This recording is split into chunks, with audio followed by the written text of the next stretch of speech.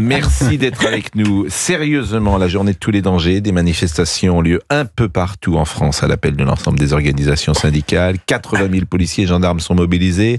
À 12h, on comptait 476 actions, dont 341 sur la voie publique, 135 blocages, 94 interpellations, dont 15 à Paris, un membre des forces de l'ordre blessé. Le leader de la CGT, Sophie Binet, a estimé que la journée était d'ores et déjà un succès. Un groupe de manifestants s'est introduit dans l'enceinte du ministère de l'économie à Paris quelques heures avant le départ du cortège parisien. Selon Sudrail, ils étaient 300 cheminots. Près d'un enseignant sur 6 était en grève. 45% du personnel de collège et lycée gréviste. 23 lycées ont été complètement bloqués et des blocages filtrants ont été mis en place devant 52 autres établissements. Il y a quand même un chiffre que j'attendais, c'était le chiffre de 800 000. C'était bien cela qui était attendu.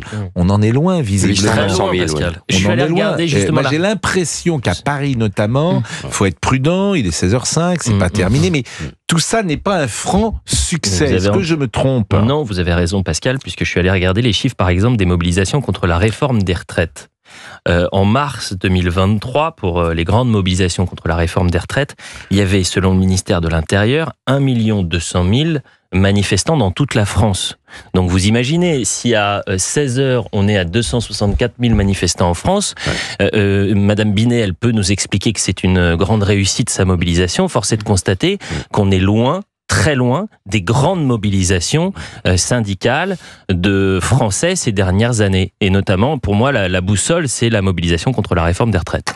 Et il y a un autre chiffre que j'aimerais souligner qui vient d'être actualisé, c'est le nombre de policiers blessés. Ils sont au nombre de 7. Et il y a eu 20 départs d'incendie lors de cette manifestation.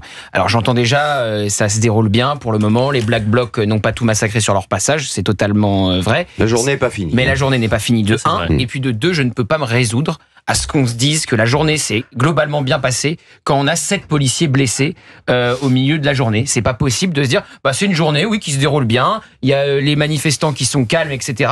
On a 7 policiers qui sont à l'hôpital. C'est pas normal dans un pays comme la France d'avoir 7 policiers. Alors, puisque vous le dites et que Jean-Christophe Couvi est avec nous, est-ce que vous avez des informations sur ces policiers ? Est-ce que les blessures sont très graves ? Vous parliez d'hôpital, est-ce qu'on sait dans quel état ils sont ? Alors non, j'ai pas malheureusement les retours. C'est des policiers, ce sont des gendarmes ? C'est des 7 policiers blessés. Non, c'est des policiers. Ouais, c'est des policiers, mais en fait, oui, c'est 7 de trop, mais ça, on le sait qu'à chaque fois qu'il y a des manifestations, et on le dit toujours, on veut que ça se passe bien, on veut que la loi soit respectée, c'est pour ça qu'il y a des déclarations de manifestation, et là où c'est toujours dangereux, c'est quand il y a des blocages, des sabotages, comme tout à l'heure, par exemple, rentrer en force dans le ministère à Bercy, enfin, je suis désolé, mais ça laisse aussi des images un peu déplorables. On se demande comment c'est possible entre nous quand même, hein. Franchement, je vois pas comment. Il y a peut-être eu c'est des possible, il n'y a pas de sécurité à Bercy, au ministère ministère de l'économie et des finances, faut quand même pas exagérer. Écoutons Bruno Retailleau, ministre de l'Intérieur, lors d'un point à la mi-journée. Le prépositionnement de nos forces de sécurité intérieure a pu dissuader et sans doute déstabiliser celles et ceux qui voulaient faire des blocages pour le moment. Des tentatives ont été observées. Il y a eu jusqu'à 10h dans toute la France 230 actions sur la voie publique, 95 tentatives de blocage de sites et 10 000 personnes qui étaient engagées dans ces actions. Jean-Luc Mélenchon, à la mi-journée, le chaos, dit-il, c'est Emmanuel Macron. La journée d'aujourd'hui se présente d'ores et déjà comme un immense événement. Ce qui se passe aujourd'hui est un renfort considérable pour le plan de marche qu'est le nôtre. Monsieur Lecornu, à mon avis, n'arrive à rien et c'était très prévisible. Pour l'instant, le chaos, mesdames et messieurs, ça ne peut pas être moi. Je ne gouverne pas. Le président, c'est lui le chaos. Tout ce qui a lieu en ce moment est le résultat de son action à lui, pas la mienne. La solution, c'est le départ du président de la République. Et puis Louis Laugier, qui est directeur général de la police nationale, il était l'invité ce matin de Sonia Mabrouk. Il y a eu un gros travail de préparation qui a été fait en amont. Vous l'avez dit, beaucoup d'effectifs consacrés à cette mission. La devise de la police nationale, c'est « Pour la patrie, il veille ». Et cette démarche-là est intégrée dans le fonctionnement des policiers. En marge des cortèges, il n'est pas impossible que nous ayons plusieurs milliers de personnes qui se réfèrent à ce que vous avez évoqué, qui viennent infiltrer les cortèges officiels. Ce sont des personnes qui ont une vision dégradée de la société et face auquel on va être confronté éventuellement si nos pronostics se confirment. Il y a toujours une bataille des chiffres, mais il y avait environ 200 000 personnes le 10 septembre dernier. Là, on est à 300 000, si j'ai bien compris. Un peu moins, même. Un peu moins. Alors, ces chiffres-là, c'est les chiffres de la police. Ce sont mais c'est pour ça qu'on se réfère aux chiffres du ministère de l'Intérieur. Et c'est pour ça que je vous prenais comme boussole le mars 2023 et la mobilisation contre la réforme des retraites. Mais historiquement, il n'y a jamais eu de mouvement social en France au mois de septembre. Ce n'est jamais arrivé. Georges non, mais ce que je veux dire, c'est qu'il faut rester prudent parce que on sait très bien que les heurts se produisent enfin en dispersion des manifestations. Oui, mais le nombre de manifestants, mais sur le nombre de manifestations, moi je suis pas très surpris dans la mesure où on manifestait contre le budget Bayrou, il n'y a plus de budget Bayrou. Donc sans doute que ça a dû démobiliser un petit peu. Ça veut dire qu'il n'y a pas une colère. Moi, ce qui m'ennuie toujours, c'est qu'on nous explique qu'il y a une colère très importante dans le pays. Je pense qu'elle existe, en fait, ce mécontentement très fort existe et sans doute les uns et les autres ont envie que sur le régalien notamment, sur l'immigration notamment, tous ces sujets-là changent. Je suis pas sûr que ce soit des sujets pour lesquels on descende dans la rue immédiatement. Généralement, on descend dans la rue pour le pouvoir d'achat. Oui. Et je m'attendais effectivement... Il y a une autre explication. Il y a une autre explication. Les gens n'ont pas envie de manifester avec les Black Blocs. Bah voilà, il termine la phrase. C'est exactement ça. Je pense qu'il y a beaucoup de gens qui ont eu peur au vu de ce qui s'est passé le 10, qu'il y avait des gens qui avaient envie d'aller manifester le plus honnêtement du monde pour réclamer plus de pouvoir d'achat et mieux vivre de leur travail et qui n'y sont pas allés parce que ce sont des gens responsables et ils se sont dit je ne vais pas me retrouver au milieu des Black Blocs alors qu'on attend 1000 Black Blocs. Jean-Christophe Cuvier, je rappelle que vous êtes secrétaire général du syndicat de police unitaire. Deux réflexions. La première sur le chiffre. Moi, les collègues du RT, l'année dernière, annonçaient plutôt 400 000 personnes.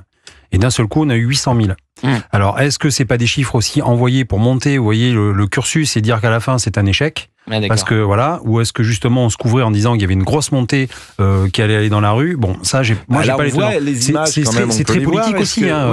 C'est très politique les chiffres. Extrêmement. Et après, sur le nombre de personnes qui vont dans la rue, effectivement. Il y a toujours ce risque de débordement, de violence, et les gens sont un peu soignés parce qu'ils se disent, enfin voilà, si on doit venir et qu'après avec femmes, enfants et que ça déborde et les gaz lacrymaux à cause des Black Blocs, effectivement, ça pourrit les manifestations. Mais aussi 2023, 14 manifestations sur les retraites avec des millions de gens dans la rue. Et à la fin, 49.3 passages en force. Donc en fait, vous êtes en train de perdre. C'est pas la peine d'aller manifester. Non mais voilà. Et en fait, vous êtes en train de perdre une partie de la population parce que le politique se dit qu'à court terme, c'est une victoire puisque on passe en force et que du coup, les gens ne vont plus manifester.